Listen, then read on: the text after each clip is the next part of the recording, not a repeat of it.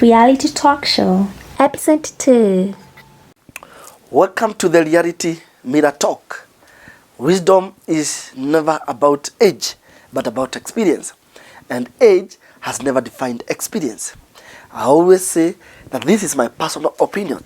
You have the liberty to either support or dislike. So today I want us to chat about bitterness. And this is a feeling of anger, feeling of disappointment, simply because somebody treated you unfairly or there was some injustice somewhere. And bitterness, it can lead to very bad things, especially death. And what builds bitterness?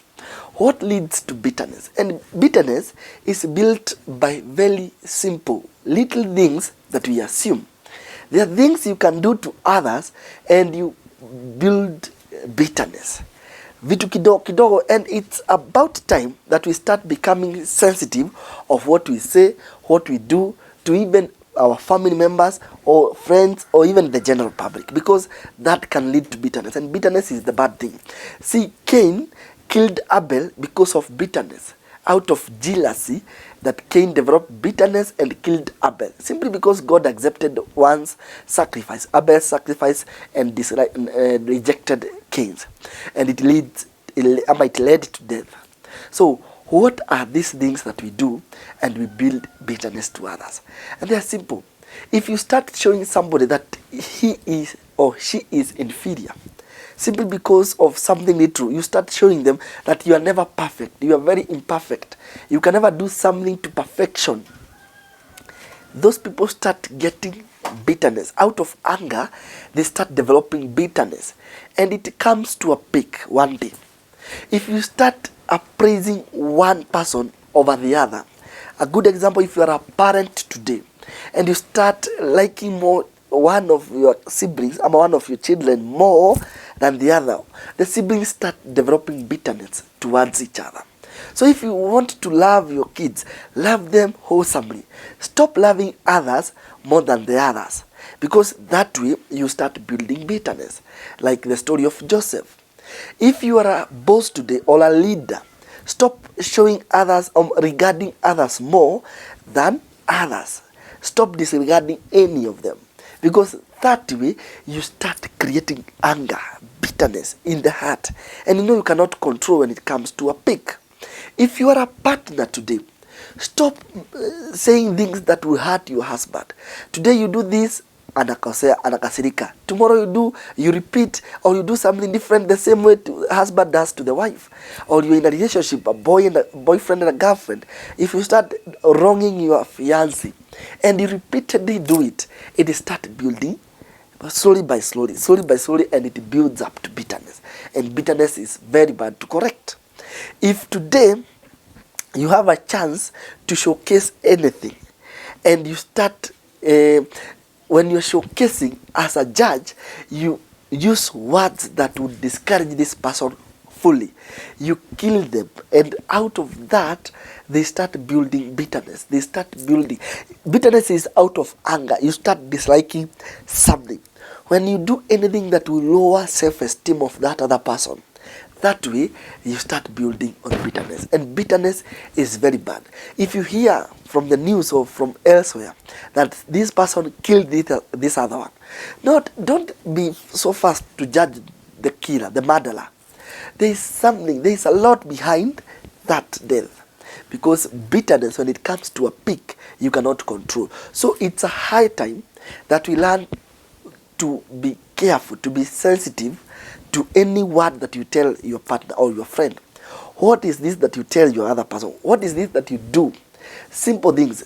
Here you, in the university or anywhere, any setup, you come, you pick other person's partner, you take your fiancé, you take a boyfriend or a girlfriend, and you assume it's normal. These people, when they go to sleep, a lot goes through their mind, and it starts building up. The anger starts expanding. Jealousy comes in, and eventually it builds up to bitterness. So stop assuming those little things that we do to others, and we assume it's just normal. When you tell somebody anything, when you find some people seated somewhere, and you use a simple word like, Hawa watu wameletwa hapa tu na chakula. They just came here to eat. It's a very simple word. But whatever communication, it depends with who picks that conversation. How do they perceive it? I have an example of people who have developed bitterness towards church because of how they see people behave in church. If you start separating yourself, you pick yourself as like a group. In a group here, this class E, class E, you see this bitterness that comes along with that.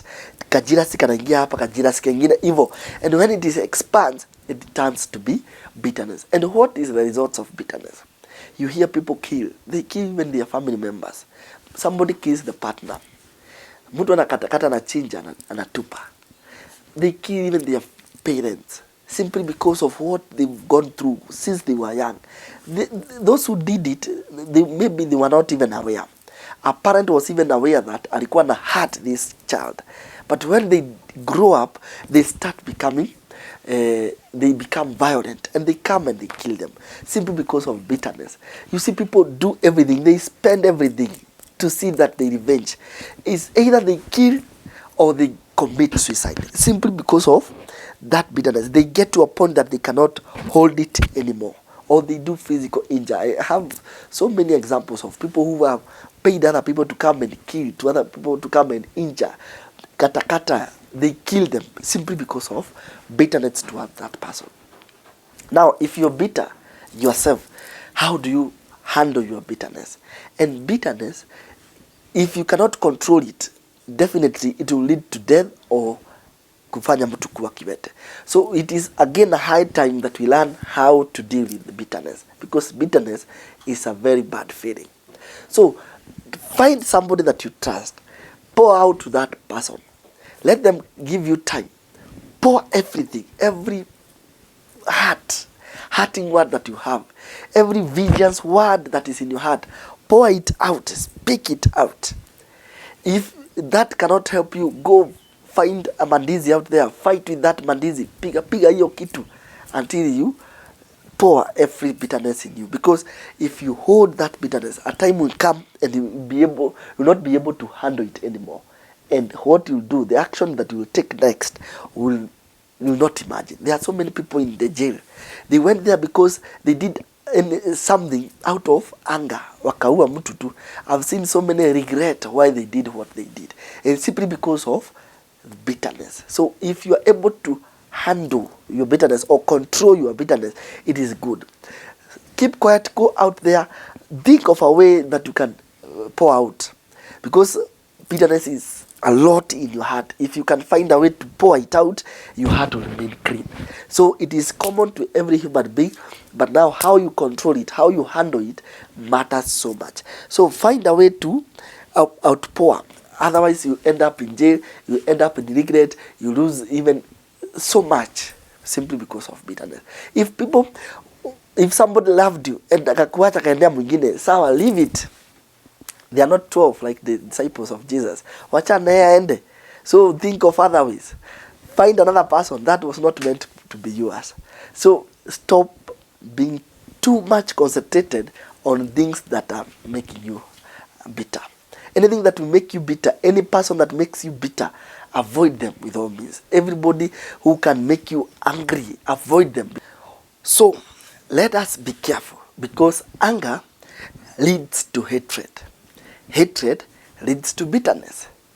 Bitterness leads to revenge. And the outcome is either life imprisonment or death. So what is your take? Let me hear your thoughts. Put here in the comments. And tell us what you think leads to bitterness and what are the repercussions. Put here and let's chat, and don't forget to subscribe, share and like. Batambas.